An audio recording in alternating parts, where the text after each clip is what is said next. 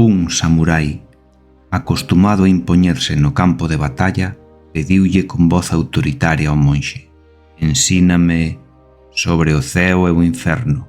O monxe, en lugar de responder, observou en silencio o guerreiro, a súa espada relucente e a súa mirada impaciente. «Nunca lle ensinarei algo a alguén tan ignorante e violento como a ti.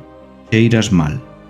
A túa espada está enferruxada e és unha vergonza para os demais samurais», provocando intencionadamente o samurái, quen se puxo moi rabioso.